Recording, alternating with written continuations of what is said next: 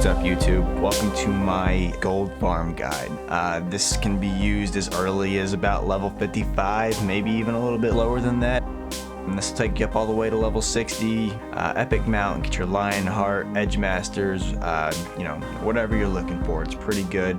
You're gonna get around somewhere between 50 to 100 gold an hour doing this. Depends if you're just selling your whites and what we're collecting to the auction house, or if you're taking those mats and using them through your professions to try to maximize profits. We're gonna be killing scorpions, we're gonna be killing hyenas, basilisks, boars, we're gonna be killing vultures, and this where we are currently is this is going to be our hub. This is how we're going to get to the place. This is where we're going to vendor. This is where we're going to mail stuff to our bank alt to keep going, and I'm going to show you how to get there and all that. So first off, you can see we are here at Stonard in the Swamp of Sorrows. This is on the Eastern Kingdoms on the south side of the continent. So you can get here from either Orgrimmar or Undercity. Hop on that Zeppelin to Gromgal. You're not going to want to fly here though, because it's just going to take forever, especially from Undercity. So you're going to want to either go to Orgrimmar or you're going to want to go to Undercity, and you're just going to want to hop on the Zeppelin to Gromgal.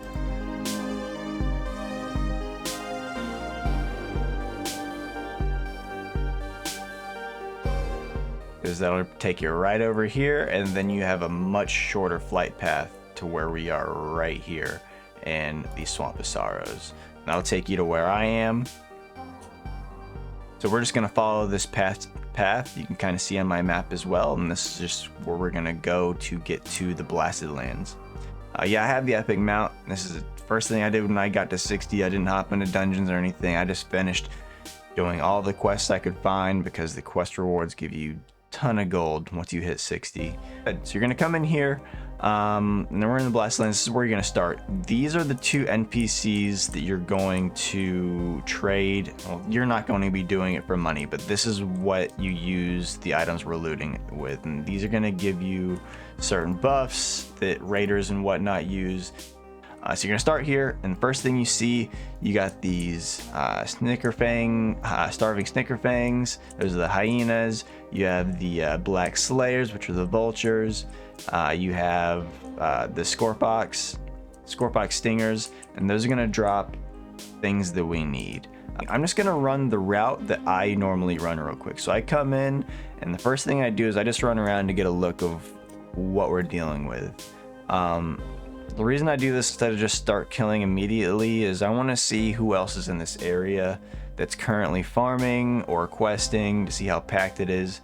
Because if it's just packed like the mage AoE areas, it's just not a good time. If you have mining, you'll get some of these mithril and thorium. I definitely recommend skinning if you're going to do this. Skinning, maybe herbalism. So we're just running through. We're going to see these fell beasts as well. And right now we're coming around here. We're going to be running towards the middle, and this is the hot spot right in the middle. This is the main area we're going to be at. But as you can see now, we're seeing a lot of these fell beasts. This is where the basilisks that we want spawn. And the thing about this that a lot of people don't know is the basilisks share spawns with the fell beasts and the boars. Not only the hell boars, but any boar you see in this area. So when we start, we're just going to be killing everything, and that's where the gray items come into play that we're going to be getting.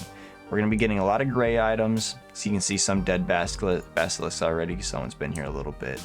While we're here in the middle, this is another notable spot. This guy right here. But what you can do is you'll get these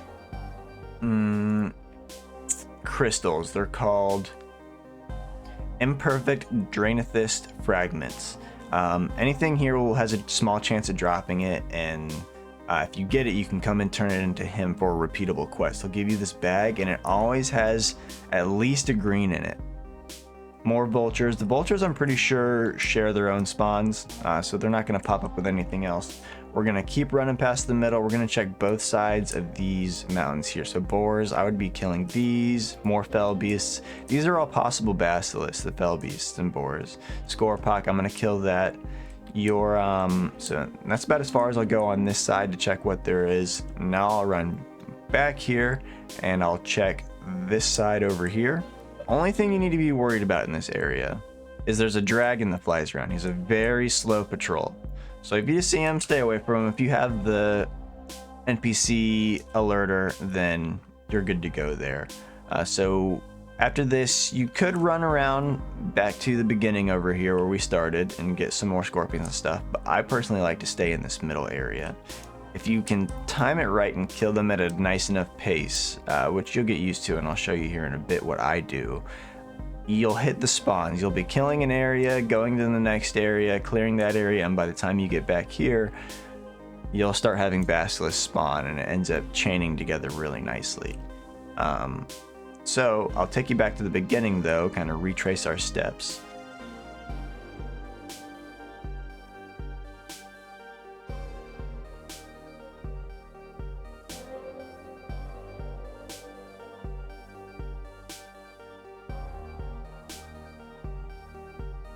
Alright, so we'll just make this the starting area.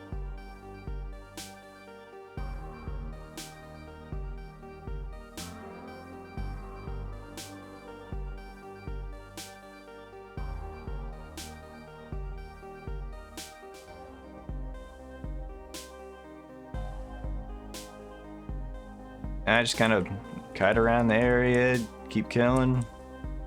The Fury of Bloodthirst and the Crusaders are pretty good at giving me enough sustain to just keep going. I will have to stop from time to time.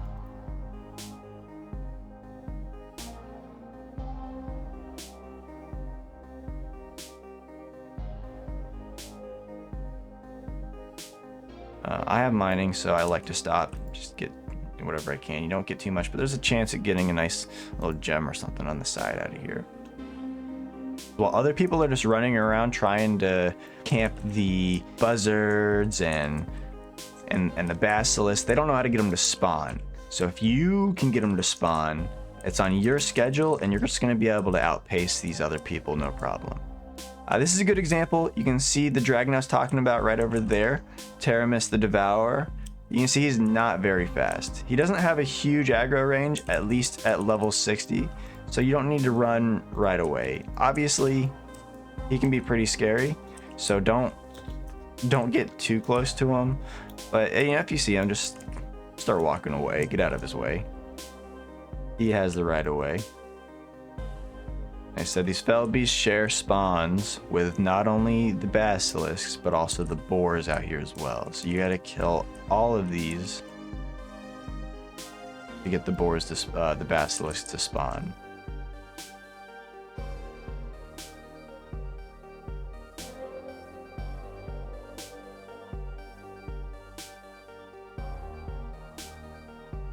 These boars can get a little bit dangerous. They have this like AoE blast radius called the Fire Nova.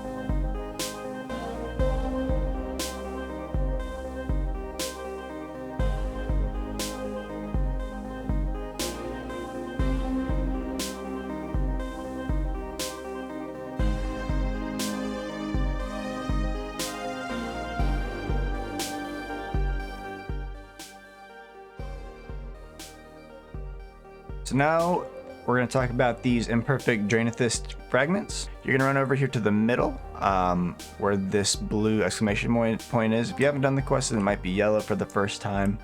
But you just come over here, you talk to him, you take the quest, you turn it in, he gives you this bag of loot, and when you open it, it usually has a green in there, and this one, Revenant Boots of the Monkey. Agility stam, disenchant for 1 gold 14, auction 199, vendor it for 70. That's just more money right there. And that is pretty much how you finish your run. I'm going to stop the timer here. Now what you do from here, if you want to keep going, if your bags are full, mine aren't completely full, but this is I'd probably go till they're pretty maxed out and then head out to reset. But you're just going to run back the way you came, since there's no flight paths or anything here. You can hearth if you're done for the day, but if you want to just park your character to come back later, you just run back the way you came and keep killing stuff on the way out if you like.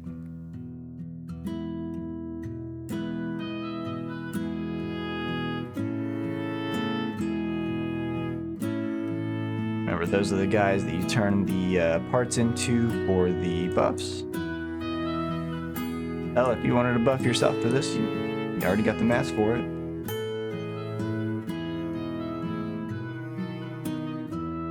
And you can see in this 31 minutes 36 seconds, it says I made about 33 gold and 7 silver.